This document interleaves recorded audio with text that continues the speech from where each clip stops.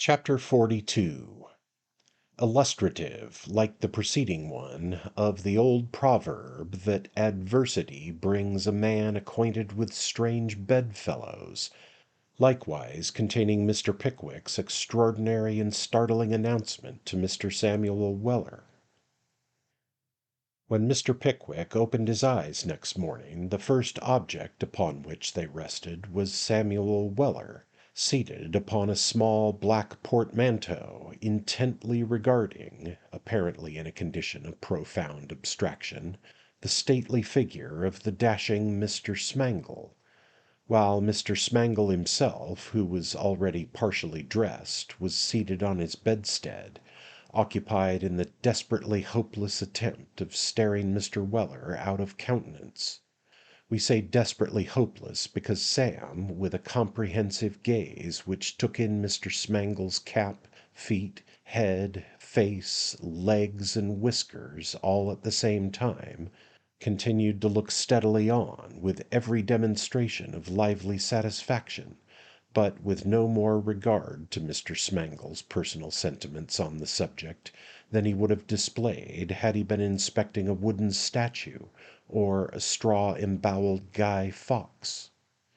"Well, will you know me again?" said Mr. Smangle, with a frown. "I'd swear to you anywheres, sir," replied Sam cheerfully. "Don't be impertinent to a gentleman, sir," said Mr. Smangle. "Not on no account," replied Sam. "If you'll tell me when he wakes, I'll be upon the werry best extra super behaviour." This observation, having a remote tendency to imply that Mr. Smangle was no gentleman, kindled his ire. "Mivins," said Mr. Smangle, with a passionate air. "What's the office?" replied that gentleman from his couch. "Who the devil is this fellow?" "Gad," said Mr. Mivins, looking lazily out from under the bedclothes, "I ought to ask you that. Hasn't he any business here?" "No," replied Mr. Smangle. "Then knock him downstairs, and tell him not to presume to get up till I come and kick him," rejoined Mr. Mivins.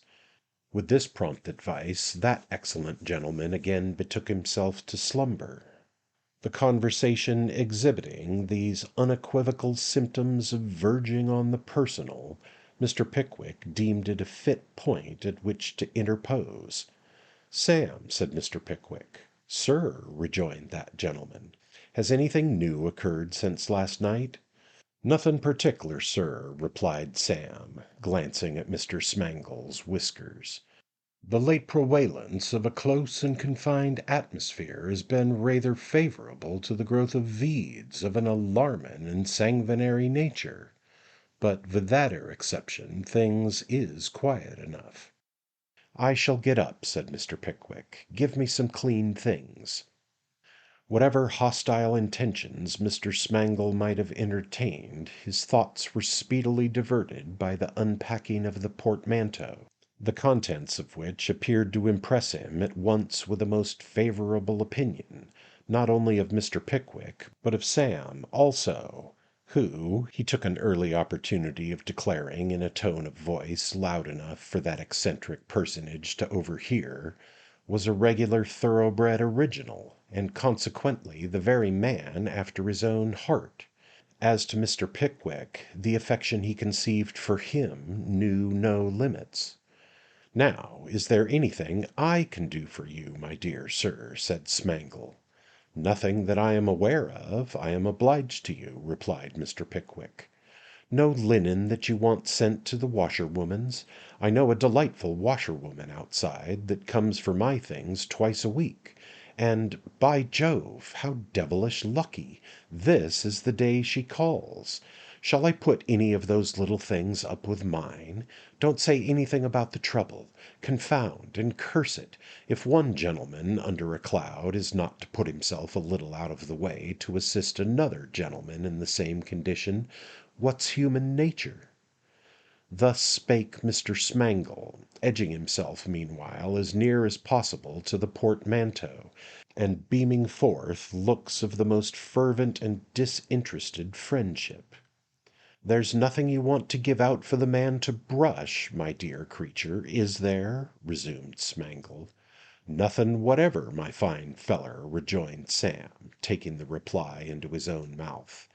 "P'raps if one of us was to brush, without troubling the man, it'd be more agreeable for all parties, as the schoolmaster said when the young gentleman objected to being flogged by the butler." "And there's nothing I can send in my little box to the washerwoman's, is there?" said Smangle, turning from Sam to Mr. Pickwick with an air of some discomfiture. "Nothing whatever, sir," retorted Sam. "I'm afeard the little box must be chock full o' your own, as it is." This speech was accompanied with such a very expressive look at that particular portion of Mr. Smangle's attire, by the appearance of which the skill of laundresses in getting up gentlemen's linen is generally tested, that he was fain to turn upon his heel, and, for the present at any rate, to give up all design on Mr. Pickwick's purse and wardrobe. He accordingly retired in dudgeon to the racket ground, where he made a light and wholesome breakfast on a couple of the cigars which had been purchased on the previous night. Mr. Mivins, who was no smoker, and whose account for small articles of chandlery had also reached down to the bottom of the slate and been carried over to the other side, remained in bed, and, in his own words, took it out in sleep.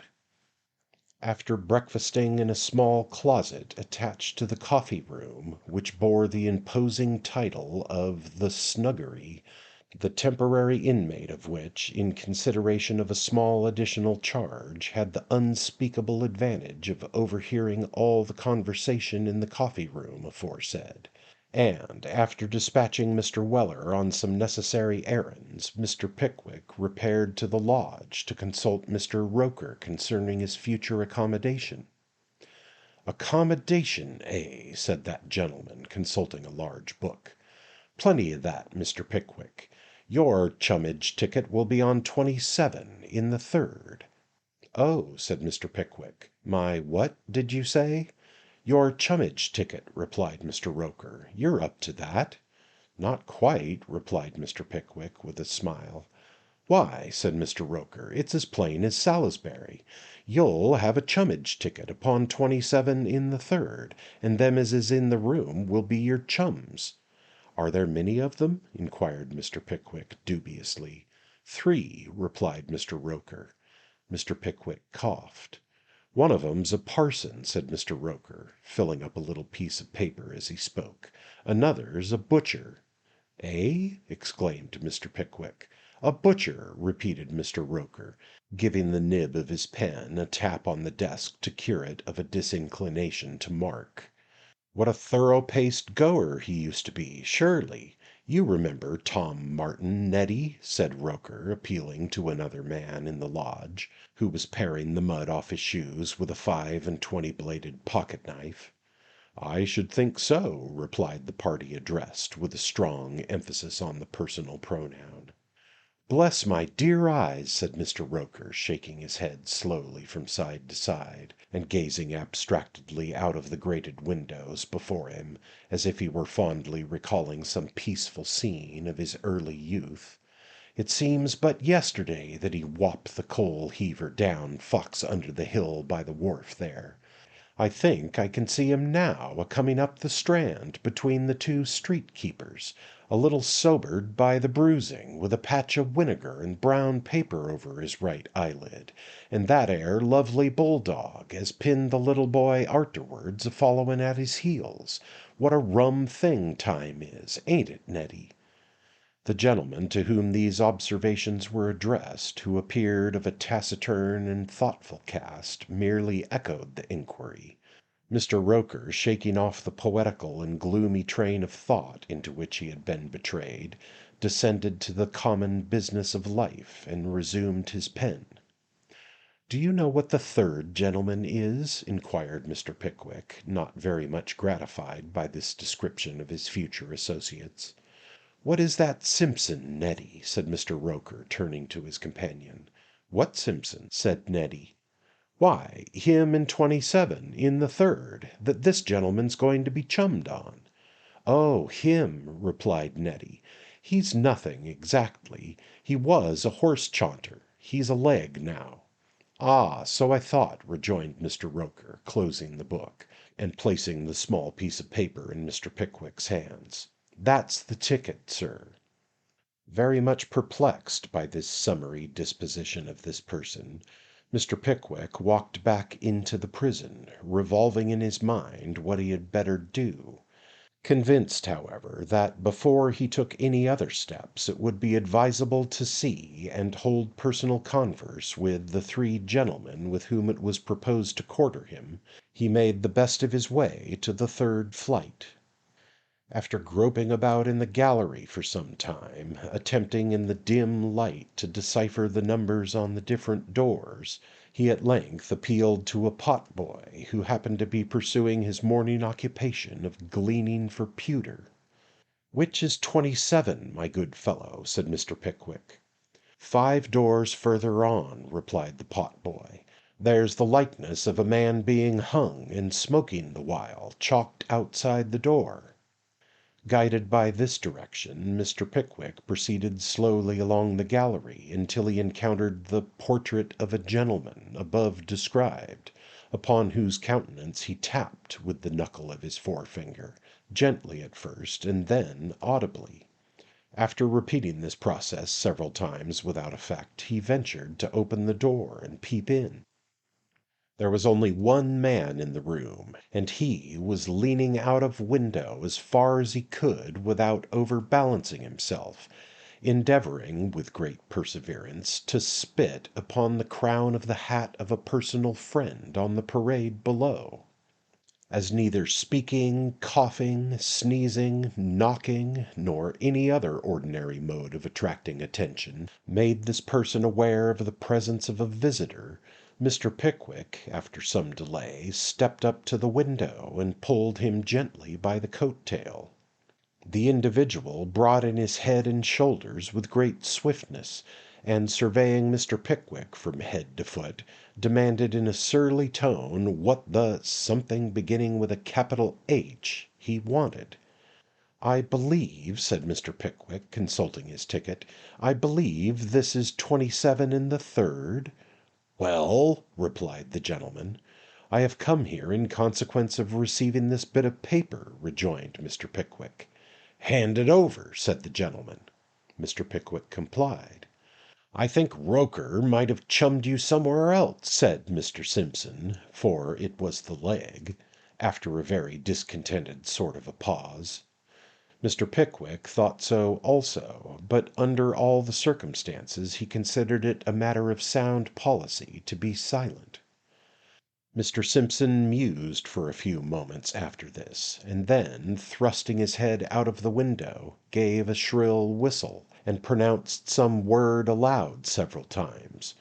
What the word was Mr. Pickwick could not distinguish, but he rather inferred that it must be some nickname which distinguished Mr. Martin, from the fact of a great number of gentlemen on the ground below immediately proceeding to cry "Butcher," in imitation of the tone in which that useful class of society are wont diurnally to make their presence known at area railings. Subsequent occurrences confirmed the accuracy of Mr. Pickwick's impression, for in a few seconds a gentleman, prematurely broad for his years, clothed in a professional blue jean frock, and top boots with circular toes, entered the room nearly out of breath, closely followed by another gentleman in a very shabby black and a sealskin cap. The latter gentleman, who fastened his coat all the way up to his chin by means of a pin and a button alternately, had a very coarse red face, and looked like a drunken chaplain, which, indeed, he was. These two gentlemen, having by turns perused Mr. Pickwick's billet, the one expressed his opinion that it was a rig, and the other his conviction that it was a go. Having recorded their feelings in these very intelligible terms, they looked at Mr. Pickwick and each other in awkward silence. "It's an aggravating thing, just as we got the bed so snug," said the chaplain, looking at 3 dirty mattresses, each rolled up in a blanket. which occupied one corner of the room during the day, and formed a kind of slab, on which were placed an old cracked basin, ewer, and soap dish of common yellow earthenware with a blue flower. Very aggravatin'. Mr. Martin expressed the same opinion in rather stronger terms. Mr. Simpson, after having let a variety of expletive adjectives loose upon society without any substantive to accompany them, tucked up his sleeves and began to wash the greens for dinner. While this was going on, Mr. Pickwick had been eyeing the room, which was filthily dirty and smelt intolerably close. There was no vestige of either carpet, curtain, or blind. There was not even a closet in it. Unquestionably there were but few things to put away, if there had been one; but however few in number, or small in individual amount, still, remnants of loaves, and pieces of cheese, and damp towels, and scrags of meat, and articles of wearing apparel, and mutilated crockery, and bellows without nozzles, and toasting forks without prongs, do present somewhat of an uncomfortable appearance when they are scattered about the floor of a small apartment, which is the common sitting and sleeping room of 3 idle men. "I suppose this can be managed somehow," said the butcher, after a pretty long silence. "What will you take to go out?" "I beg your pardon," replied Mr. Pickwick. "What did you say? I hardly understand you." "What will you take to be paid out?" said the butcher. "The regular chummage is 2 and 6. Will you take 3 bob?" "And a bender," suggested the clerical gentleman. "Well, I don't mind that. It's only 2d. a piece more," said Mr. Martin. "What do you say, now? We'll pay you out for 3 and 6d. a week. Come."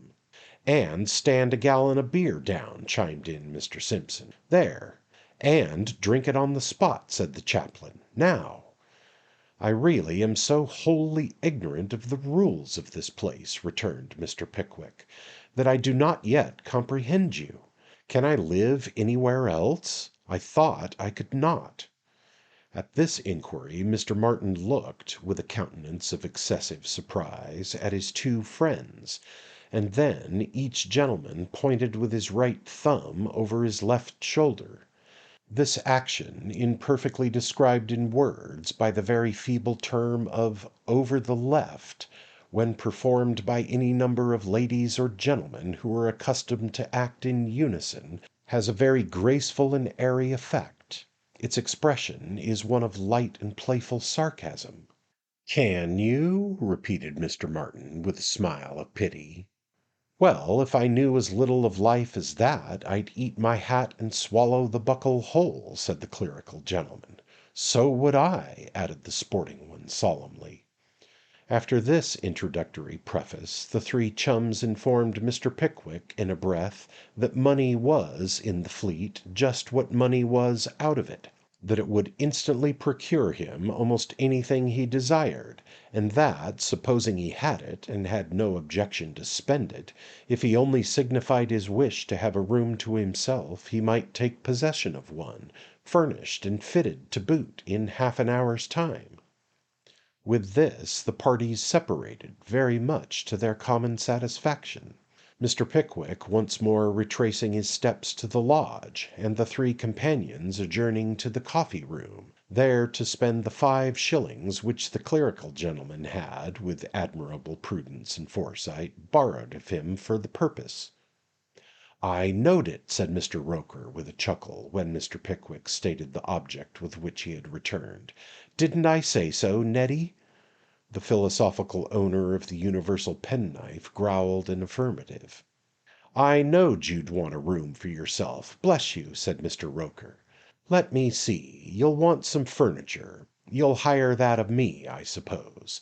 That's the reg'lar thing." "With great pleasure," replied Mr. Pickwick.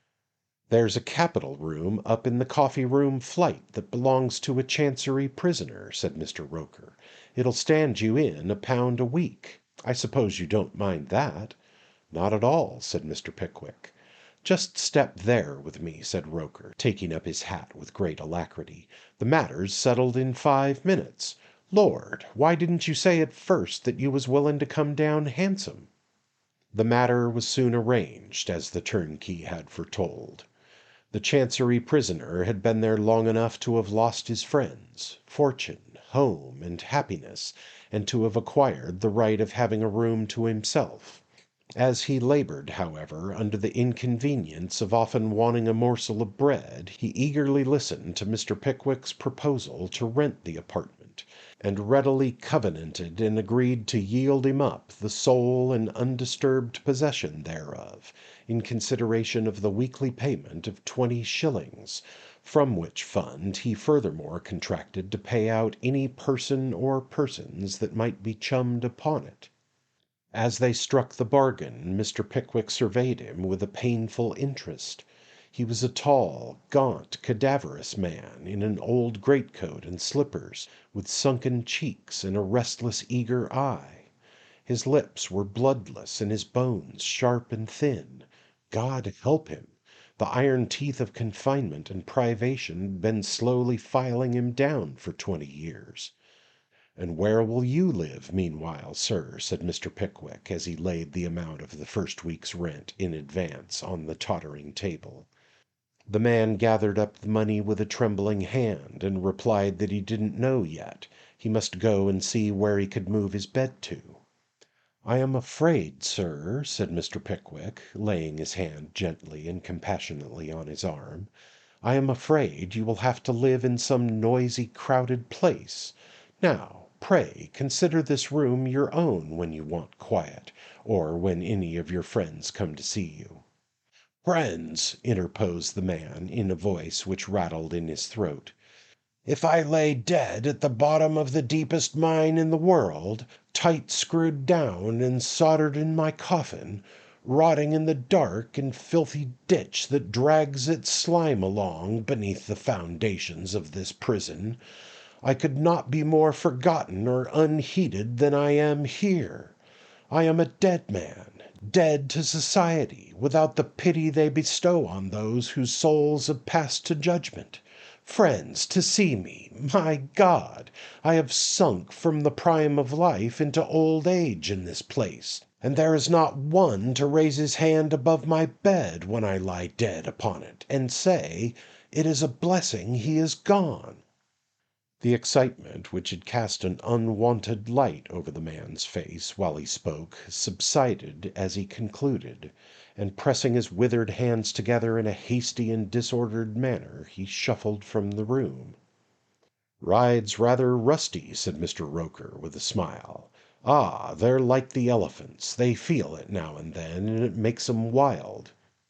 Having made this deeply sympathizing remark, Mr. Roker entered upon his arrangements with such expedition that in a short time the room was furnished with a carpet, 6 chairs, a table, a sofa bedstead, a tea kettle, and various small articles on hire at a very reasonable rate of 27 and 20 shillings and 6 pence per week. "Now, is there anything more we can do for you?" inquired Mr. Roker, looking round with great satisfaction, and gaily chinking the first week's hire in his closed fist. "Why, yes," said Mr. Pickwick, who had been musing deeply for some time. "Are there any people here who run on errands and so forth?" "Outside, do you mean?" inquired Mr. Roker. "Yes, I mean who are able to go outside, not prisoners." "Yes, there is," said Roker. "There's an unfortunate devil who has got a friend on the poor side that's glad to do anything of that sort.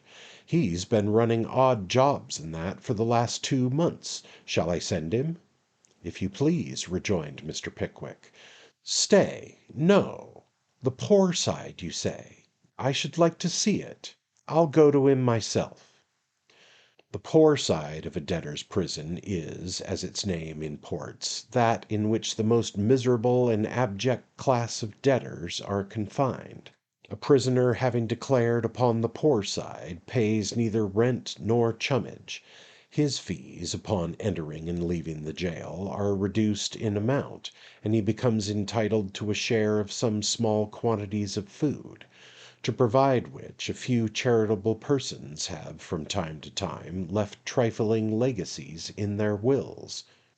Most of our readers will remember that, until within a very few years past, there was a kind of iron cage in the wall of the Fleet Prison, within which was posted some man of hungry looks, who from time to time rattled a money-box and exclaimed in a mournful voice, "Pray remember the poor debtors! Pray remember the poor debtors!"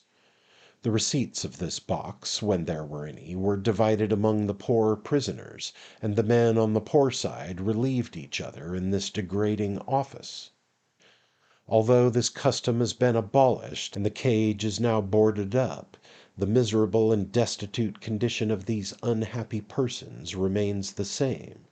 We no longer suffer them to appeal at the prison gates to the charity and compassion of the passers-by, but we still leave unblotted the leaves of our statute book for the reverence and admiration of succeeding ages, the just and wholesome law which declares that the sturdy felon shall be fed and clothed, and that the penniless debtor shall be left to die of starvation and nakedness. This is no fiction.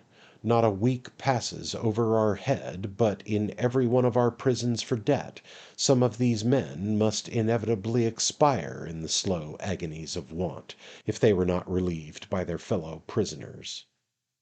Turning these thoughts in his mind, as he mounted the narrow staircase at the foot of which Roker had left him, Mr. Pickwick gradually worked himself to the boiling-over point, and so excited was he with his reflections on this subject that he had burst into the room to which he had been directed, before he had any distinct recollection either of the place in which he was or of the object of his visit. The general aspect of the room recalled him to himself at once, but he had no sooner cast his eye on the figure of a man who was brooding over the dusty fire than, letting his hat fall on the floor, he stood perfectly fixed and immovable with astonishment. Yes, in tattered garments and without a coat, his common calico shirt yellow and in rags, his hair hanging over his face, his features changed with suffering and pinched with famine. There sat Mr. Alfred Jingle, his head resting on his hands, his eyes fixed upon the fire, and his whole appearance denoting misery and dejection. Near him, leaning listlessly against the wall, stood a strong-built countryman, flicking with a worn-out hunting-whip the top boot that adorned his right foot, his left being thrust into an old slipper. Horses, dogs, and drink had brought him here pell-mell. There was a rusty spur on the solitary boot, which he occasionally jerked into the empty air, at the same time giving the boot a smart blow and muttering some of the sounds by which a sportsman encourages his horse. He was riding, in imagination, some desperate steeplechase at that moment. Poor wretch! He never rode a match on the swiftest animal in his costly stud with half the speed at which he had torn along the course that ended in the Fleet. On the opposite side of the room an old man was seated on a small wooden box, with his eyes riveted on the floor, and his face settled into an expression of the deepest and most hopeless despair. A young girl, his little granddaughter, was hanging about him, endeavoring, with 1,000 childish devices, to engage his attention, but the old man neither saw nor heard her. The voice that had been music to him, and the eyes that had been light, fell coldly on his senses. His limbs were shaking with disease, and the palsy had fastened on his mind. There were 2 or 3 other men in the room, congregated in a little knot and noiselessly talking among themselves.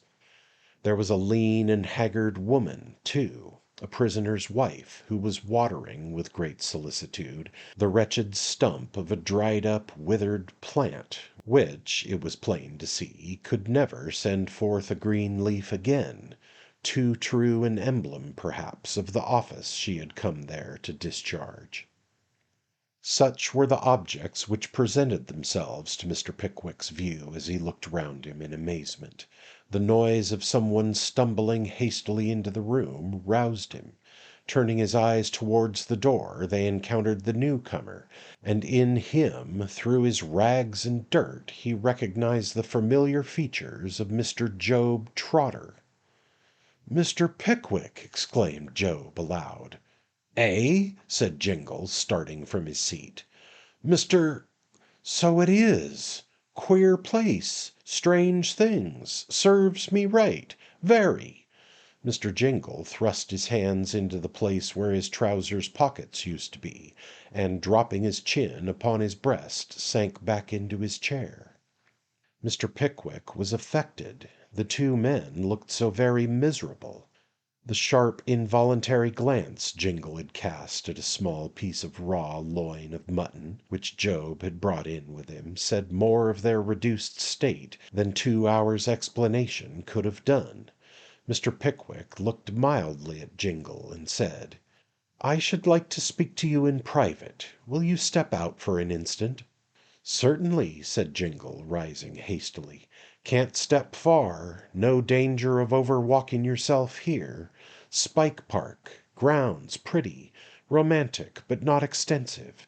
Open for public inspection. Family always in town. Housekeeper desperately careful. Very." "You have forgotten your coat," said Mr. Pickwick, as they walked out to the staircase and closed the door after them. "Eh?" said Jingle. "Spout. Dear relation. Uncle Tom. Couldn't help it. Must eat, you know. Wants of nature, and all that." "What do you mean?" "Gone, my dear sir. Last coat. Can't help it. Lived on a pair of boots whole fortnight. Silk umbrella. Ivory handle. Week. Fact. Honor. Ask Job. Knows it." "Lived for 3 weeks upon a pair of boots and a silk umbrella with an ivory handle!" exclaimed Mr. Pickwick, who had only heard of such things in shipwrecks or read of them in Constable's Miscellany. "True," said Jingle, nodding his head. "Pawnbroker's shop. Duplicates here. Small sums. Mere nothings. All rascals." "Oh," said Mr. Pickwick, much relieved by this explanation. "I understand you. You have pawned your wardrobe." "Everything. Job's too. All shirts gone. Never mind. Saves washing. Nothing soon. Lie in bed. Starve. Die. Inquest. Little bone house. Poor prisoner. Common necessaries. Hush it up. Gentlemen of the jury. Warden's tradesman. Keep it snug. Natural death. Coroner's order. Workhouse funeral. Serve him right. All over. Drop the curtain." Jingle delivered this singular summary of his prospects in life with his accustomed volubility, and with various twitches of the countenance to counterfeit smiles. Mr. Pickwick easily perceived that his recklessness was assumed, and looking him full but not unkindly in the face, saw that his eyes were moist with tears. "Good fellow," said Jingle, pressing his hand and turning his head away. "Ungrateful dog. Boyish to cry. Can't help it. Bad fever. Weak. Ill. Hungry. Deserved it all, but suffered much. Very. Wholly unable to keep up appearances any longer, and perhaps rendered worse by the efforts he had made, the dejected stroller sat down on the stairs, and covering his face with his hands, sobbed like a child. "Come, come," said Mr. Pickwick, with considerable emotion. "We will see what can be done, when I know all about the matter. Here, Job, where is that fellow?" "Here, sir," replied Job, presenting himself on the staircase. "We have described him, by the by, as having deeply sunken eyes in the best of times. In his present state of want and distress, he looked as if those features had gone out of town altogether." "Here, sir," cried Job. "Come here, sir," said Mr. Pickwick, trying to look stern, with 4 large tears running down his waistcoat. "Take that, sir." "Take what?" In the ordinary acceptation of such language, it should have been a blow. As the world runs, it ought to have been a sound, hearty cuff, for Mr. Pickwick had been duped, deceived, and wronged by the destitute outcast who was now wholly in his power. Must we tell the truth? It was something from Mr. Pickwick's waistcoat pocket, which chinked as it was given into Job's hand, and the giving of which somehow or other imparted a sparkle to the eye and a swelling to the heart of our excellent old friend as he hurried away. Sam had returned when Mr. Pickwick reached his own room, and was inspecting the arrangements which had been made for his comfort with a kind of grim satisfaction which was very pleasant to look upon. Having a decided objection to his master's being there at all, Mr. Weller appeared to consider it a high moral duty not to appear too much pleased with anything that was done, said, suggested, or proposed. "Well, Sam," said Mr. Pickwick. "Well, sir," replied Mr. Weller. "Pretty comfortable now, eh, Sam?" "Pretty vell, sir," responded Sam, looking round him in a disparaging manner.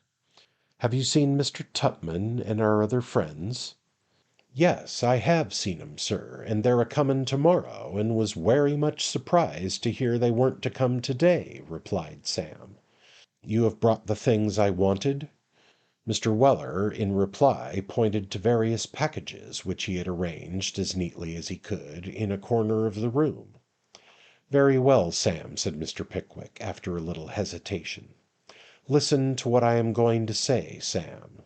"Certainly, sir," rejoined Mr. Weller. "Fire away, sir." "I have felt from the first, Sam," said Mr. Pickwick, with much solemnity, "that this is not the place to bring a young man to." "Nor an old un neither, sir," observed Mr. Weller. "You're quite right, Sam," said Mr. Pickwick. "But old men may come here through their own heedlessness and unsuspicion, and young men may be brought here by the selfishness of those they serve. It is better for those young men, in every point of view, that they should not remain here. Do you understand me, Sam?" "Why, no, sir, I do not," replied Mr. Weller, doggedly. "Try, Sam," said Mr. Pickwick. "Vell, sir," rejoined Sam, after a short pause, "I think I see your drift, and if I do see your drift, it's my 'pinion that you're a-comin' at it a great deal too strong, as the mail coachman said to the snowstorm ven it overtook him." "I see you comprehend me, Sam," said Mr. Pickwick. "Independently of my wish that you should not be idling about a place like this for years to come, I feel that for a debtor in the Fleet to be attended by his manservant is a monstrous absurdity. Sam," said Mr. Pickwick, "for a time you must leave me." "Oh, for a time, eh, sir?" rejoined Mr. Weller, rather sarcastically. "Yes, for the time that I remain here," said Mr. Pickwick. "Your wages I shall continue to pay. Any one of my 3 friends will be happy to take you, were it only out of respect to me.